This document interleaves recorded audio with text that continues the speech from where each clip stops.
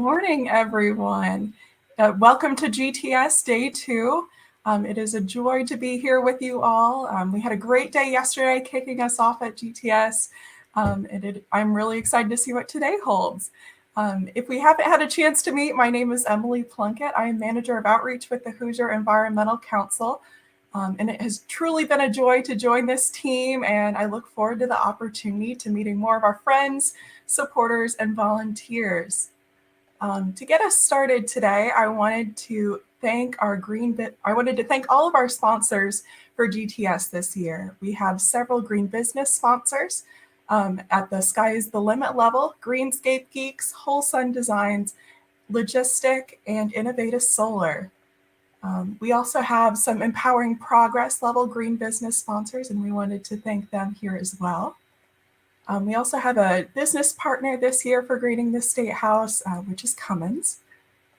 We also have several gold level nonprofit sponsors that we'd like to thank both here and here, as well as many silver nonprofit sponsors as well. We'd like to thank all of our sponsors. Many of them have expo booths in our expo area. Please be sure to visit them and to thank them for being here. All right. I also want to share that we have a door prize this year for greening the State House, generously donated by Kirk's Bike Shop of Muncie, Indiana. Thank you so much, Kirk's. This is a Jamis Citizen Comfort bike shop, or this is a Jamis Citizen Comfort hybrid bicycle valued at over $500. Thank you so much for this donation, and we will be announcing the winner later today. Both attendees who attended our Greening the State House event and our Ride for the Mountains event earlier this fall will be entered to win this bike. All right. And next, I want to share our social media links and our website.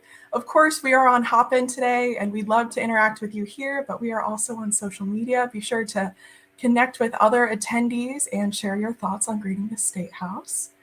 We are on Instagram, we're on Facebook and Twitter. Be sure to connect with us and give us a like and follow.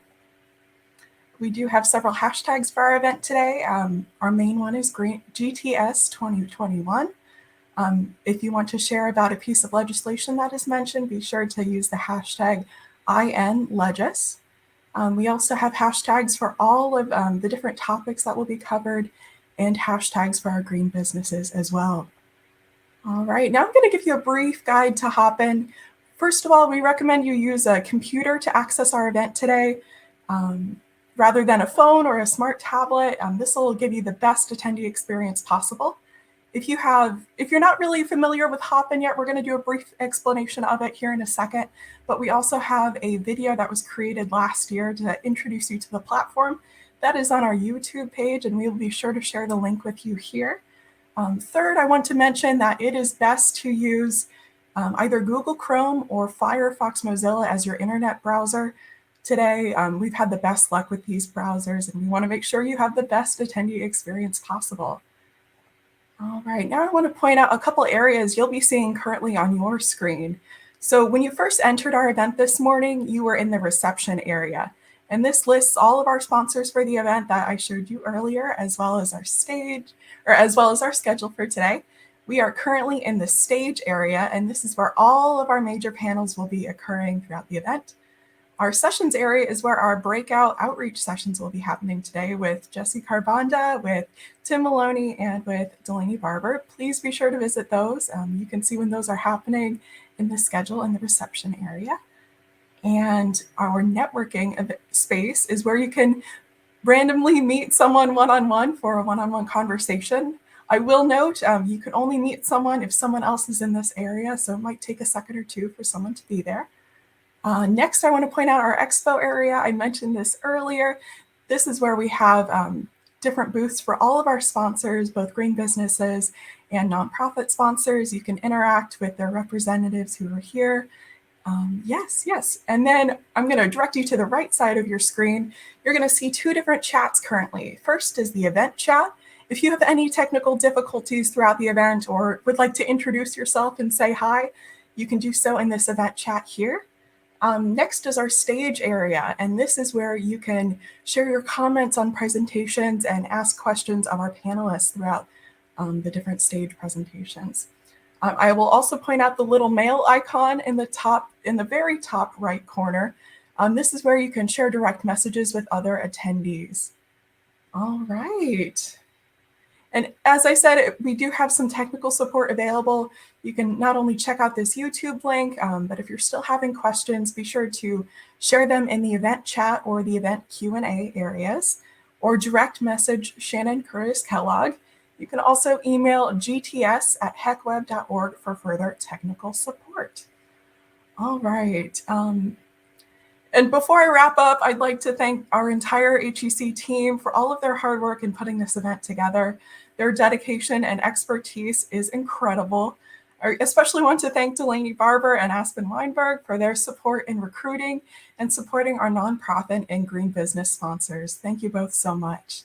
And now I would like to welcome HEC's board president of the Mr. Tom Barrett to the stage to share some special remarks. Tom has been on our board for over 10 years, and we are so glad he's joining us this morning. Good morning, Tom. Good morning, Emily. Welcome, everyone, to the largest single gathering of environmentally conscious people in the state of Indiana. You collectively represent our future. Aldo Leopold, the conservationist, said, "Ethical behavior is doing the right thing when no one else is watching, even when doing the wrong thing is legal." As many of you know, Jesse Kharbanda has been leading this organization for the last 14 years. Under his leadership, Greening the State House was conceived. Jesse has decided to start a new chapter in his life. He plans to continue advocating for the environment and focusing on factory farm issues by writing children's books. And so this will be his last Greening the State House as HEC's executive director.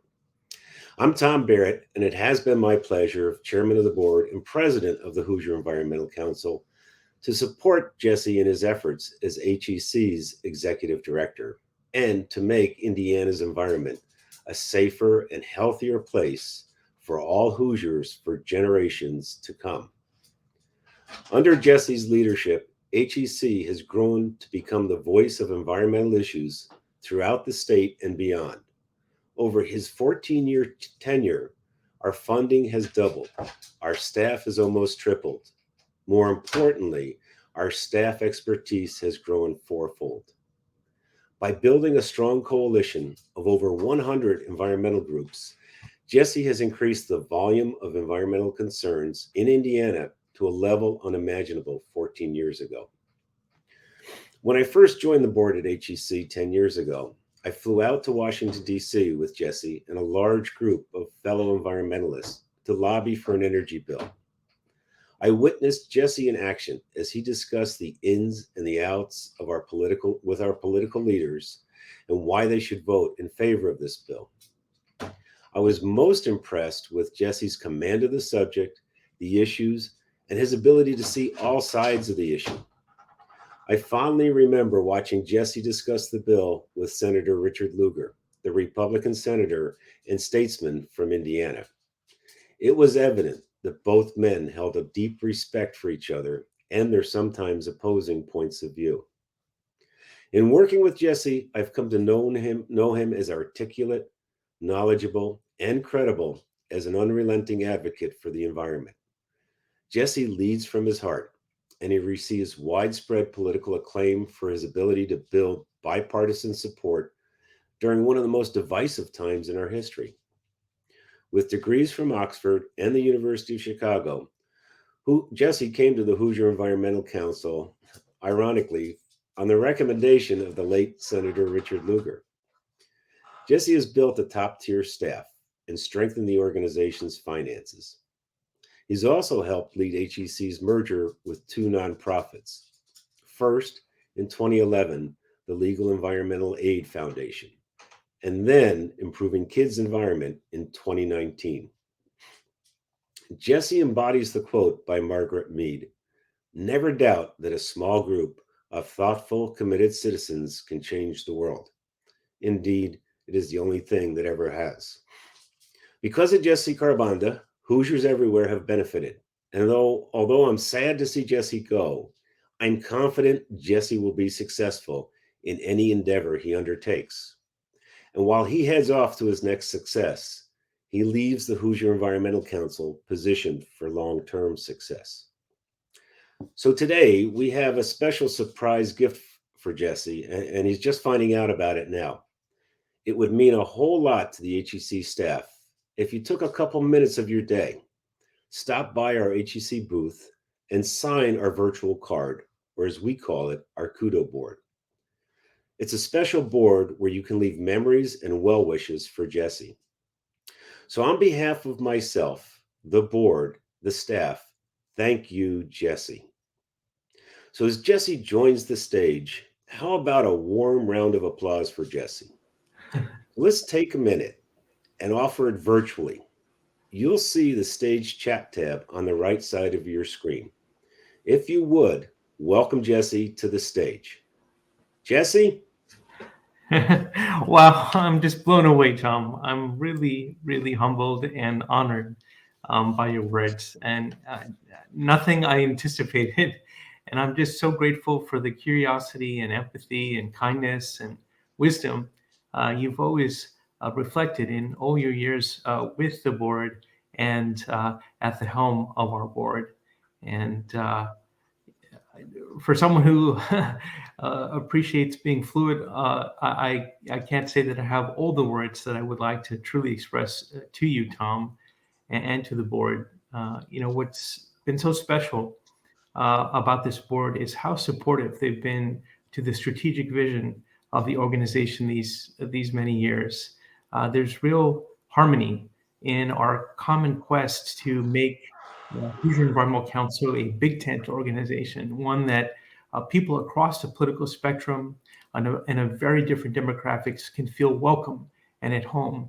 And I'm so thankful to you, Tom, that you and I have been in sync as to that great vision. And certainly that encompasses your own sincerity to HEC and to sustainability as reflected by your years at the Center for Green Technology and your having been an eco entrepreneur for many years as well. So my gratitude to you, Tom.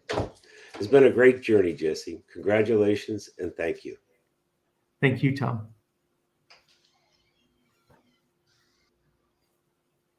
Wow, like I said, blown away, humbled, and so many of the accolades that Tom has mentioned has to be broadly shared with the staff at HEC. It's always a reflection of the totality of the organization, the staff, the board, our members, and also alumni of the organization. So I'm truly humbled and grateful, Tom, for your thoughtful words. Welcome, everyone, to day 2 of Greening the State House. Let me take a moment to share some slides with you.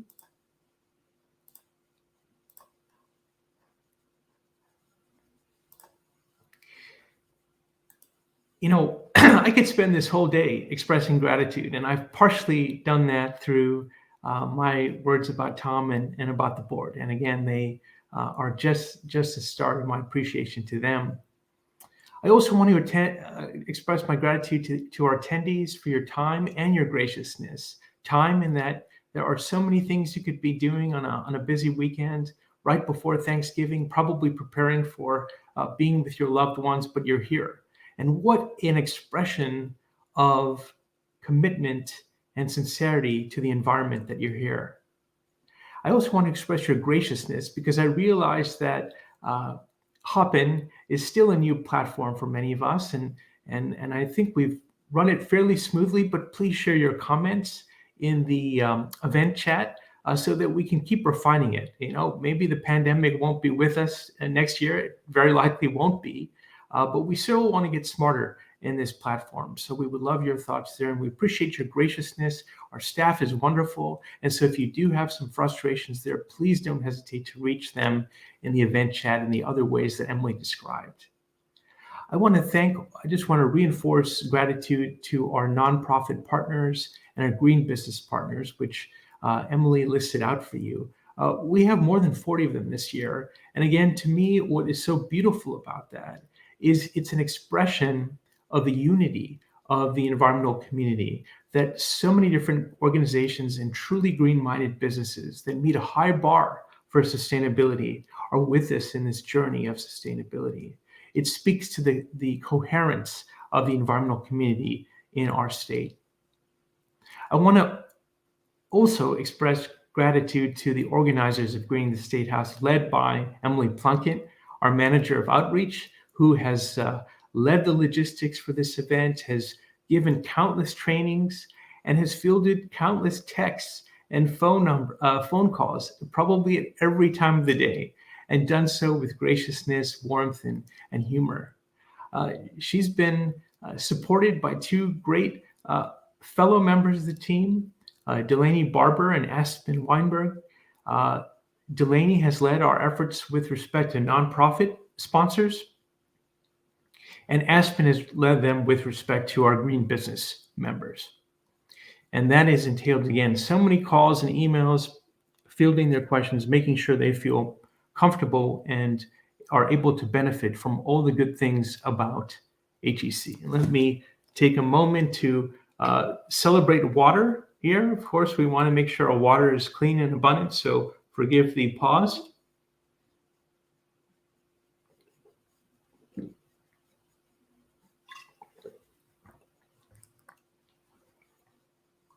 I also want to express my gratitude to our fantastic HEC team. It has been an honor to lead this team for 14 years. And the photos that I'm showing you here are only a portion of our team. These are photos of staff that you will not see during the course of Greening the State House because they're doing so much good work for us behind the scenes. Shannon Curtis Kellogg, who leads our development operations at HEC. Carl Duckman, who is the friendly, thoughtful, compassionate voice that many of our donors hear when they are to express our gratitude to them, and of course to request their continued support. Satash Matapa, who is very involved in climate and environmental justice policy issues as a McKinney Climate Fellow with HEC. Renee Sweeney, who has been such a part of the Hoosier Environmental Council for many years, and who is our WISE marketing and website expert, in-house expert. Jenny Jenkins, who leads organizing with respect to our factory farming initiative and our Mounds Greenway initiative with kindness and great skill. And Lisa Arnold, our senior accountant, who we look to for help in making sure that we are a very financially transparent and nicely operating organization.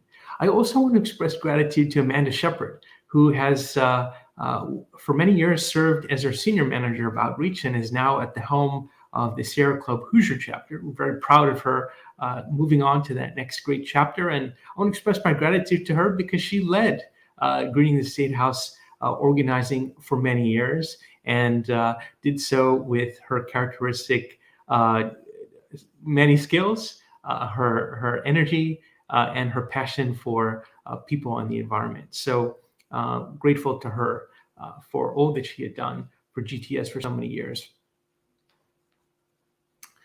I would be remiss if I didn't express great gratitude to my family. This is a grainy photo from many years ago. That probably would be far better photos that I could select, but at 2 a.m. yesterday, this was the best I could furnish. And they have been my bedrock throughout my life, always supporting the unique endeavors that my brother Dave and I have taken on. I want to express special gratitude to my brother Dave and my mother, who have been a fountain of wisdom, encouragement, and love during these years leading HEC in such a difficult state. Obviously, a politically difficult state, a state where there are so many challenges in running a statewide nonprofit organization. So just much love to them. Now, I want to just spend a few more minutes trying to answer the question of how do we make sense of this year, 2021? It's been the second year of the pandemic, and I would like to think that the photos you see here are reflective of the world that many of us have lived in. Countless Zoom meetings, time probably with our children or our nephews or nieces or grandkids as they try to navigate school in the age of a pandemic. Curbside pickup, I suppose. And of course, time with family and friends, outdoors, masked, socially distanced. Those are the things that probably come to mind when we think about 2021. And in some ways, that makes it a bit of a blur because there's been probably a pattern to our lives in these years that we can't quite analogize to a prior year because we've been oftentimes at home. But there's a lot of consequence that's happened for the environment during these years. Here are 5 things I learned about the Indiana environmental community in 2021. And this, I hope, is a tie-in to the next few sessions. One is an incredibly broad section of the Indiana nature-loving community can come together for common cause. In the 14 years that I've been leading HEC and the couple years that I was involved in Indiana before leading HEC, I cannot think of a cause that has attracted such a broad cross-section of people who love nature in Indiana, whether they call themselves environmentalists or not, as the campaign to try to defeat 389, the terrible anti-wetlands bill that became law earlier this year. That to me is a great memory of the environmental community's capability of really rallying together in a very, very broad way. And that to me is a big lesson of 2021. The second is that grassroots activists are not going to let a pandemic prevent them from going toe-to-toe with powerful interests. The photo on the right is a rally that was held, just a photo of a portion of the people who attended a rally in the middle of the pandemic in 2021 to oppose the Mid-States Corridor Project. And we're going to learn more about that project and its controversies and its environmental perils later today from Tim Maloney. The photo on the right is one regarding the proposal to build a massive coal-to-diesel plant in Southwest Indiana. It would be the largest source of carbon emissions in Indiana in many, many years if it is built. It's absolutely the wrong direction for our state to go. And the fight is being led by a remarkable group of grassroots activists there who we honored last year. That's another big lesson of 2021. Third is research we gather does still matter to a portion of policymakers. Our team at HEC are full of people who are incredibly knowledgeable. And, I always think, gosh, if only people listen to our policy team, how much our state would be better off. And they do. Maybe not all of them do, but some of those do who really matter. Listen. And you'll be hearing from Gary Holland of the NAACP to talk about a lead victory. And that lead victory would not have happened had it not been for good research underpinning it. On the right, you see this image of this initiative called READY. And READY is an initiative that will lead to massive investment in quality of life in Indiana, quality of life often correlating with improved environmental protection. And that initiative would not have been possible without good research, partly supplied by the environmental community. The fourth lesson is that no matter the personal challenges we face, especially in a pandemic, we will make time to defend Mother Nature. At the top is Lake Michigan from the Indiana side. At the bottom is the Hoosier National Forest, one of the great forests of the Midwest. And there are remarkable activists on both fronts trying to defend them. We'll be hearing from one great leader, Natalie Johnson of Save the Dunes, to talk about protecting Lake Michigan, conceiving of a new paradigm for Northwest Indiana. At the bottom, we'll be hearing more from Tim Maloney about defending the Hoosier National Forest. And finally, a greater cross-section of Hoosiers are asserting themselves to advance climate action. On the left is a photo of the Confront the Climate Crisis, a remarkable group of young climate leaders that we're going to be hearing from today. And they represent a new army that is emerging in our state to make badly needed effort in terms of climate action, comprehensive climate action. And on the right is an op-ed that was signed by theologically very conservative evangelical pastors who are speaking up for climate change and for climate action, and represent the fact that the faith community is getting more and more engaged, and a broader cross-section are getting more and more engaged. So with that, I'm going to conclude these introductory remarks. I look forward to seeing you later today, and I look forward to hearing the panel that is being led by our wonderful senior staff attorney, Kim Ferraro.